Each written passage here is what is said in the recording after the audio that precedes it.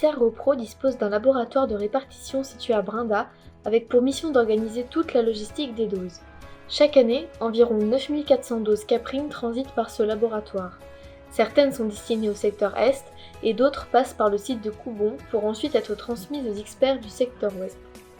Commandées auprès de notre organisme de sélection Capgène, elles sont ainsi redistribuées dans le strict respect des normes sanitaires et de conservation auprès de nos équipes de terrain réparties sur 10 départements.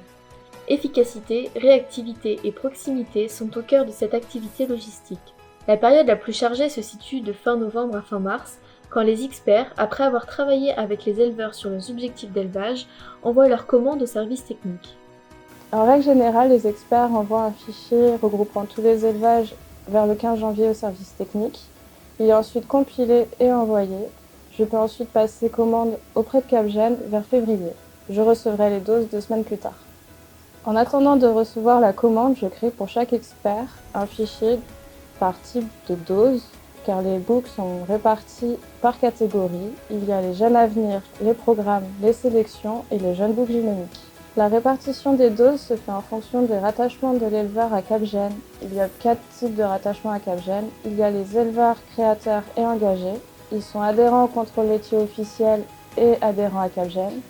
Les éleveurs piliers, ils sont adhérents au contrôle laitier et connectés à Capgène. Il y a les acteurs qui sont adhérents au contrôle laitier officiel mais non connectés. Et il y a les pionniers, promoteurs et contributeurs qui sont non adhérents au contrôle laitier et non plus à Capgène. La deuxième partie du travail consiste à préparer le plan de cuve de chaque expert. On va leur créer une cuve personnelle qui va leur servir à l'année. Donc, on va leur créer des plans détaillés avec la première page qui va regrouper tous les canistères. Là, ici, on a un plan type pour un canistère. Donc, on va retrouver la race, la catégorie, et ici, toujours les books classés par ordre alphabétique. Donc ici, vous avez les 2 races principales, donc en blanc les alpins et en vert les Saanen. Je vous ai sorti une paillette de books où on peut voir son code IA, donc le I136. On peut voir sa référence éjacula, donc on sait qu'il a été produit en 2013, le 336e jour. On peut voir que c'est le premier éjacula.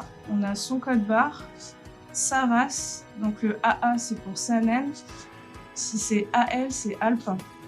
On a son code national, son petit nom, donc celui-là il s'appelle Imbu. On sait où il a été produit, il y a marqué Capgène, et à la fin il y a la race Goat, donc chèvre. Qu'à mi-mars, c'est environ 60% des doses qui ont été envoyées, donc c'est à peu près 4700 doses pour 8 experts. Ça servira à faire leur premier chantier de l'année. Et elles ont été réalisées après une préparation intensive durant 2 semaines. Donc on a dû anticiper la logistique de l'acheminement pour ces cuves aux experts via les tournées azote ou avec des livraisons directes au labo. Le reste de l'année, on fait face à des demandes ponctuelles des éleveurs caprins.